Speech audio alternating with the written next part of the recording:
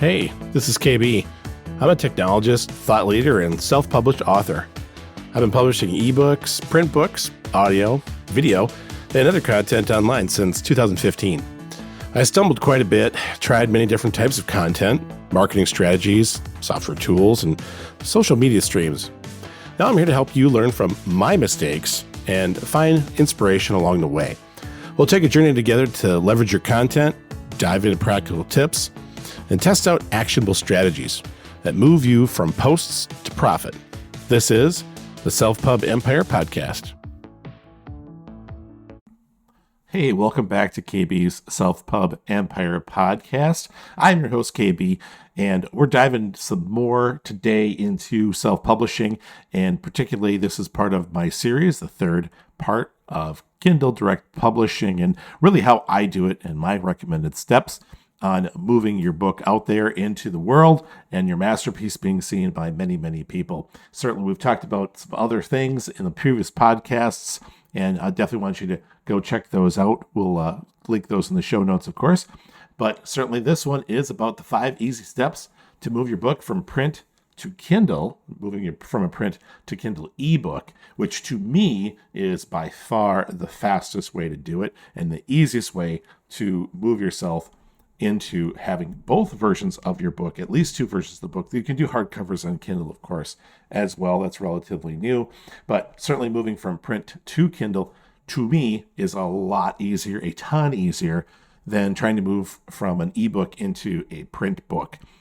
There's a lot of details with a print book that if you get right from the start and get proficient at, moving to an ebook is very, very simple. And we've got 5 easy steps today right here, and you can do that right from your bookshelf. So the steps are 1 through 5. Number 1, making sure the print version is ready to go. I've got details on how to do that. You're going to download Kindle Create software as step 2 and convert. That's part of that step 2. Kindle Create software is amazing. Kindle puts it out there for free. It's good program that helps you with formatting and things like that. Number 3, you want to format that book within the Kindle Create program and export it back out. So it will take a document and it will format it for you appropriately so that it works within Kindle readers, which is extremely important because it has to pass a bunch of checks. We'll talk about that a little bit as well. And then number 4, you have to create a cover from the front of your print edition. Another really good reason here why having a print edition first is a best practice and a way to move to get to other versions. Even a hardcover, as a side note, I want to segue for a bit off my script here. As a side note, hardcovers are a little trickier as well. There's actually less physical space for your information on the cover or your cover art and text and things like that. But actually having a softcover print version helps with that quite a bit, because it doesn't take as much formatting. You know what you have, you can move things around appropriately to get to that point. So hardcover as well. But in this case, creating a cover from what you already have for your print edition, it makes things so much easier. And then number 5, finalize your details in your Kindle Direct Publishing bookshelf and hit publish. I've been doing this for quite a long time. I think I've commented on this in the past. 2016, roughly, is when I started working, and my friend Gina and I started working through Kindle Direct Publishing with publishing books. It was actually called Create Space at the time, which was an independent company that Amazon bought, and they brought everything together under the Kindle Direct Publishing banner. It is a lot more streamlined now, certainly. All the things are unified, but boy, I do remember those Create Space days and how that interface worked, and really how impressive printing at that time had become, which was early on in the whole direct publishing space. So those are my 5 easy steps. Please join me today as we jump right in and get moving on getting our book from the print to the Kindle direct publishing ebook style of book. Let's go. Hey, I want to tell you about something. Change the topic. I don't know about you, but I like things for free. And I put together a free guide to getting started on Kindle Direct Publishing. This guide is many pages of packed material for free for you to get started and writing your own book and using Kindle Direct Publishing to do it. There's a lot of tips and tricks that I jammed into this document. It's a free ebook, and you can find it on the website, selfpubempire.com/free. All you gotta do is put your email address in there, and we'll get you that free book as soon as we possibly can through the magic of the interwebs. And so I hope you enjoyed the free book. Please give it a try. I think you'll find out, judge for yourself, that it's very useful information. I've been publishing books in Kindle Direct Publishing for many years now, and I think this will help you because I ran into all kinds of pitfalls, and maybe I can help you avoid a few, and you can get your book out, your masterpiece, out to the public, out to your fans, and have something there that will be out on Amazon for the ages. And remember, with Kindle Direct Publishing, it's all print on demand. So there's absolutely no inventory needed, and Amazon will basically sell it for you. So go ahead, get out there, selfpubempire.com/free, and check it out. It's the first entry there for the free getting started with Kindle Direct Publishing. I hope you enjoy it. All right, here we go. Let's get your print version ready for publishing. So number one, make sure that print version is ready to be converted into an ebook. This is really important.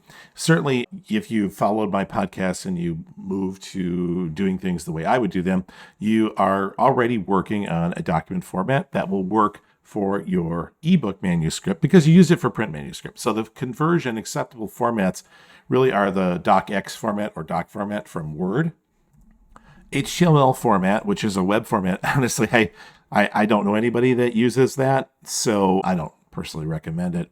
RTF, which is a short for rich text file. Those are a little rougher and more of a basic file format, but those are interchangeable, certainly with open office type programs that are free, and Word can read those as well, or really just plain text. I don't necessarily recommend plain text because, of course, in my world, we're moving from a print document version, which is using a Word document, which is formatted nicely for print, to an ebook type. So plain text isn't really optimal, but certainly you can use it if you want to go in that direction. You can remove your page numbers ahead of time if you like. So this is a comment about this, making it print version ready. It does it automatically, though, for the way I do it. So if you have a proper footer in your Word document, again, we're focusing on Word document, and we're focusing on having a proper footer in the Word document with page numbering in it. If you do that right, those will be done automatically removed correctly following my process. This will save you a ton of time, and it's still good for both print, of course, and the ebook version. So you can actually do that yourself. So if you have a plain text version or RTF version, this might not work very well, so you might have to do that yourself and pull those page numbers and extra pieces of text or formatting out to make it convert correctly. I haven't experimented with this a ton because I have my process, which is what we're focusing on here, but that will happen automatically if you do footers correctly. Headers as well will automatically create a table of contents. I'll comment a little bit more about that later. Next, be careful here under making your print version ready. Be careful with the images around your text. There's a reason for this, and it gets a little strange, I guess is what I should say, with Kindle Direct Publishing in the ebook space, because what you're targeting are Kindle readers. And that's really important to know, because what they really, really want you to be able to do is they want you to be able to have a different size reader that customers might have and be able to target each and every one of them so it reaches the most people, which is what you want too. You want your masterwork out there with reaching the most people. So be careful with images around text and how you format those. There is a Kindle Create. I'll comment on Kindle Create. Obviously, of course, it's step 2 here in the 5 easy steps, but Kindle Create will allow you to create a textbook version. That's all it really is a PDF. Honestly, that's not really worth it. People I have had complain to me about the document not being able to be readable because the text is really small. That's because the PDF will fix image sizes, fix text in place, and then reflow, which I'm going to talk about later, reflow in Kindle ebooks, It's really important to Kindle, really important to Amazon that it works, and it won't do that with that PDF style of e-reader book. That's that textbook version to freeze those images in place. I had nothing but problems with that a long time ago in the past, and you can learn from my mistakes. So plan ahead for reflow technology. Your font will not come through either, and that's another part of reflow. They have themes, and these fonts are made to be legible and easy to read in the Kindle ebook reader. They don't know that what fonts you might want to use in your document for a print version might not work really well for an ebook. So they actually fix you with certain fonts. So you have to plan ahead for that reflow technology. So make sure your print version is ready for this. If you followed my steps before with print version in general, you should be pretty good shape and ready to go. All right, that was number one. Number two, download Kindle Create and get that converted. So the easiest way really to convert these documents into a Kindle e-reader type version is to download the Kindle Create program right off the Amazon site. You can do a search for it and you'll be just fine. Download that and get that installed on your computer. It's pretty lightweight. Converting, editing, previewing, it's all really in that one package. You can hit the preview button in there. It's pretty slick. You can select the different kinds of Kindle e-reader you might want to emulate, and you can then therefore see what it looks like on any particular version of the Kindle e-readers that are out there. Everything really except for the cover you can take a look at in the Kindle Create program and look at how it flows, and you'll see exactly what I mean. When you bring your first one in, you'll see reflow working, moving text around page by page so that it's easy for the person to read, depending on the Kindle e-reader that they actually have. So you can modify things right in the Kindle Create. So you want to get started with this by opening your Word document or text document and importing that into Kindle Create. It'll pick up a bunch of things automatically, and you'll get a nice WYSIWYG kind of a view. That's what you see is what you get. WYSIWYG gives you a kind of a nice view of what it is that you're taking a look at. So download Kindle Create and get your document loaded up in there. Number three, format within the Kindle Create program and get it exported. So if you think about this process here, you've got a document, it's going to load into Kindle Create as an import. You're going to do some things to it. You're going to make sure it looks great, and then you're going to export it back out again. It's like, oh, wait a minute, why am I doing this? The reason for this import-export process is that on the Kindle Direct Publishing platform, when you load an ebook, what it actually wants is a specific type of file. A KPF is really what they're looking for. That's the Kindle Direct Publishing format file, and it includes all the information needed to get that into an ebook, which is why Kindle Create's really easy to use. Didn't exist a number of years ago, Kindle Create itself, or there were some really old versions, and they were much clunkier than the version they have now. But right now, with this process, you're actually getting it to the right kind of format that will work really easily with Kindle Direct Publishing and the ebook itself. So you want to get that in there, review the headings and pages, and see how that reflow text is working within Kindle Create. It is very slick. You can look through all the pages. There's many ways to set up your page numbers and headings and how you're going to have them move around and appear. And you really, the only downside, of course, because again, reflow technology, it's very important to Amazon, is you really have a few themes to choose from. There's 4 themes to choose from, which basically change the font and the header appearance. And those are made to be easy to read, so you don't get to create your own theme for your own ebook. It won't work that way. That's okay. I think that's the best way to go for this kind of work, because frankly, you want to make sure it's publishable. If it's not publishable, you're going to have all kinds of headaches on the review. The review is going to come back and say, no, we don't like this. You need to fix this. You need to fix that. You want to try to avoid that if you can. So let Kindle Create fix these things for you. Make sure that things are in a good format so that Kindle can pick them up. You also want to make sure you have a table of contents created. Now, this is more important even recently with a table of contents being created for you in Kindle Create, making sure you have one. It is one of the criteria here, as a side note, for Amazon's currently beta program about Kindle automatic AI voice that they're working on. So Amazon's virtual voice is new at this time. Of course, they're using AI to create a voice for you, which means if you have a table of contents created appropriately and everything checks out right, it will give you the option, if you're in the beta program, or if they actually roll it out further later on, to take your story, your masterpiece, and actually add an audio version for you using that virtual voice. I've talked about this on the website a little bit. I'm going to dig into this in another podcast, but this is pretty new, and we're in the year of artificial intelligence this year, certainly with all of the new technologies coming out and making AI come to the forefront in many, many places. This is just another one.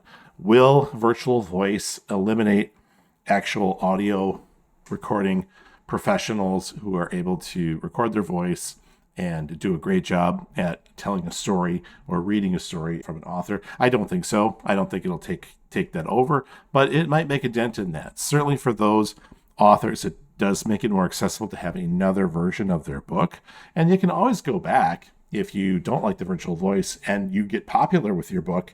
You can always go back off of virtual voice and create one with an actual professional reading it and providing a professional audio voice for you. But it does give people an easier way to get an audiobook out there. So just wanted to note that. Make sure you have a table of contents created. If your headers didn't pick up automatically, you can select them and tell Kindle Create to actually format that part as a header. And so that'll pick that up as well. Make sure you have a table of contents, make sure you have headers, and you should be in really, really good shape. Look at the preview, select a different couple styles of Kindle e-reader, and see what it looks like. You should be it should look pretty good. Next part of this, when you format, is then you're going to do what I said before. You're going to export the file to a version Kindle can pick up. Now, here's the important part. There are two options when you export. You can export to KPF or EPUB or both. I highly recommend you just export to both right away. KPF is definitely for Amazon Kindle Direct Publishing, but EPUB is a more generalized format that works well for draft to digital. So if you checked out my previous podcast 11, about how you can publish to many, many sites all at once outside of Kindle Direct Publishing, draft to digital is the place to go. So EPUB is much more universal, whereas KPF is very specific to Amazon. Publish both right away. You can't go wrong by creating both. That way you've got them and they're ready to go. All right. Number 4, you have to create a cover from the front of the print edition. This is number 4. If you followed my advice in my previous podcast regarding using GIMP, G-I-M-P, to create a print cover, this part's really, really easy. You open up your GIMP file, you use the select tool, you select a rectangular front of the book, and copy that to a new file. And boom, you're done. You have a file. You want to export that to a JPG file, and there's some specifics to that with what Amazon wants to have you do. But the easy part here of moving from print to ebook is you already have a cover. You've formatted it already. You just slice that front piece off. You take a copy of that piece and you create it as a separate file to make that upload. So the big difference, if you've listened to my previous podcast about creating a cover, is that the template for that cover is both the front and the back and the spine spread out flat, as if you were looking at it, taking the book and breaking the spine and looking at the cover and front back at the same time. So that gives you have to do a lot more formatting, of course, to do the print version. But if you're doing the ebook version, you just need to then, once you're done with the print version, you just copy the front off and you create your own version for that and upload it directly to the site right in your bookshelf. So that's pretty slick if you can do it that way. Kindle recommends ideal dimensions for cover files at 1600 by 2560 pixels. And that's a minimum image size. Basically, then they allow it down to 1000 by 625 pixels. You can't go over 10,000 by 10,000 pixels, 10K by 10K pixels. That's a huge image. And the file size needs to be 50 megabytes or smaller. So there's some definite upload limits there. But JPG files, JPEG files, usually are pretty good at space management. They should not overwhelm it too much. If you use GIMP, you can export it out and you can size it appropriately, especially if you've already created a print and you're using a 6x9 template, which is kind of the standard book size, and your Kindle direct publishing print version has that on there, you should be just fine. You can also go on canva.com or other tools or hire a professional designer. Other folks have done so, and usually relatively inexpensively. They can give a big punch to your cover, but if you've already done that for your print version, you can just take it and reuse it. I love that. Reuse makes save time, all of those things. Loved being able to do that. All right, so number 5, we're going to finalize the details and publish. So you're going to want to go to your bookshelf in KDP, go to your print book. You can create an ebook right there from that bookshelf entry. It'll actually ask you to do so. Basically, it'll show you that that's what you want to do. You want to actually have it pick that up and create it for you. It's nice because it'll link the two together. It copies the entry info, like the detailed info from the print edition. It'll take that and put that in there automatically for you from that print part of the data that you already put in for the print edition, which is kind of nice. You can go into your details, of course, just like you would for the print book, upload your KPF file and your cover JPEG file. You can then set your price and publish. The checks, the automated checks happen in a few days. And I personally recommend hitting the publish button during the business week, during a normal business week. Seems to me that things go a little quicker over at Amazon when you're in a normal business work week and you've set your book in to get the checks done, to get the reviews done and get it published. It just seems to me that anytime I've published, to be very honest, anytime I've hit publish on a weekend, it seems to take a little longer, not just from the fact that it's a weekend day moving into, say, a business week day, but really overall days seem to take a little longer, even calculating the weekend day as a skip day if they weren't working at all. So I recommend that you publish during the week and you will get the results hopefully you're looking for. If they send it back, it's kind of a horrible feeling. I'm not going to lie to you. If the checks are going through and they're sent back, it doesn't feel good and you have to make some adjustments. Now, the reason I bring this up is because if you follow along with me, the print version or the print books tend to have less automated checks because it's not necessarily an ebook kind of file. The rules around ebooks seem to be a little bit more stringent about what and how they are formatted. And certainly even to get, like I said before, to get a virtual voice option for your book, the ebook options are a little more stringent. It has to make sure the table of contents are there, all kinds of interesting little details. And it's in beta. I know they've got a lot of work to do yet on that. But what I found is that if you aren't conforming to things quite right with the ebook version, the automated checks will push things back for you. They will talk about things such as if you haven't marked it per se as a workbook, and or you do have it as a low content type workbook, it will kick that back. The Kindle e-reader is really not made for workbooks. I've seen that happen where it'll kick those things back. There are folks that want to do those kinds of workbooks or diaries and things like that. Those always lend themselves to print much, much better. Likewise, summary books, they have really clamped down on. Amazon has really tightened up the guidelines on summary books because they don't want people to be, having a bad experience. And so those are a little bit tougher to make sure that those fall within the guidelines. You really have to watch those guidelines very, very carefully and make sure that you do things just the right way for that. If it's your own book, a story, a novel of some kind with decent artwork and flowing text that works great, you shouldn't really have any problems. So I don't want to scare you there either, but that is the case where you will see that the ebook reviews are a little more stringent than, say, the print reviews. So the checks will be done in a few days, and when it's ready to go, out it goes. I didn't talk about rights management on this at all. I'm going to comment on it. There's digital rights management options available in KDP. Personally, I don't use them because I'm not a very famous author, so I don't expect people to steal my work and me not make money off of that. So I'm not too worried about digital rights management, where it tries to restrict the document from not being, from being stolen.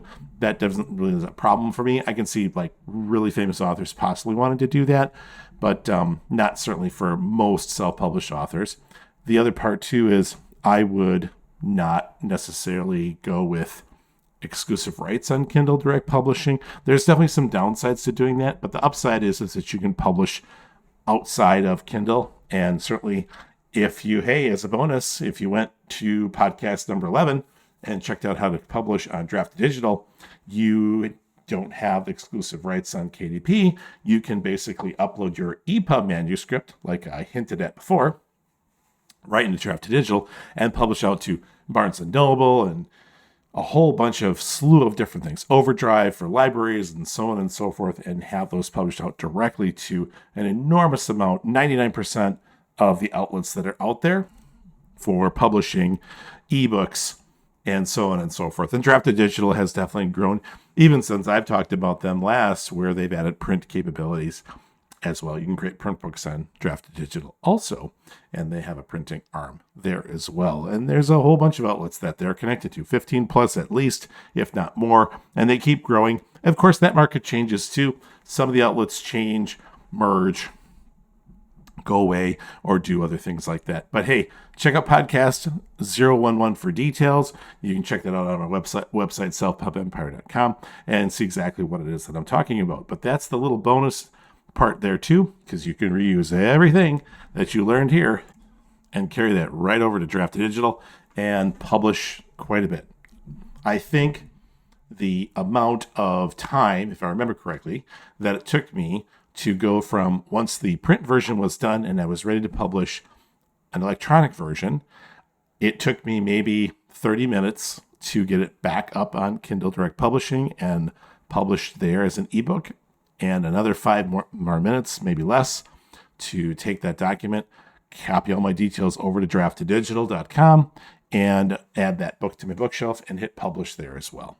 That was maybe 35 minutes worth of work once the print version was done to actually get the electronic versions out there and ready to go. So I highly recommend moving in this direction. I think it'll save you a lot of time to do the print version first and then do the ebook next. So there you have it, 5 easy steps to get your print version out to Kindle Direct Publishing and the ebook version. I really hope you enjoyed today's podcast. I know I enjoyed talking about it. It's really top of mind to me because I just did it for my friend's book, Gene's great book, Peering in the Darkness. You can go check that out. It's in the K-Square imprint, and it's out on Amazon.com. Check it out. The print version is hit the shelves, and the Kindle Direct version is coming out as well, since I just hit publishing and it just went live a few days ago. So go check those out as well. I really hope you enjoyed today's podcast, and I hope this helps you with your publishing aspirations. And when you shout it out to the world on X or Twitter or whatever they want to call themselves these days, that you're not just shouting into the void, but you're really truly going from posts to profits. Thanks for listening, everyone. We'll catch you next time.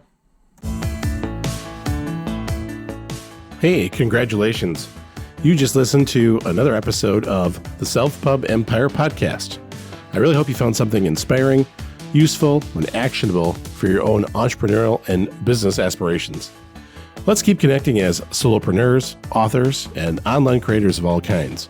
For more information, how-tos, great tools, and show notes for the show, head over to selfpubempire.com/podcast. Until next time, let's continue moving from posts to profit.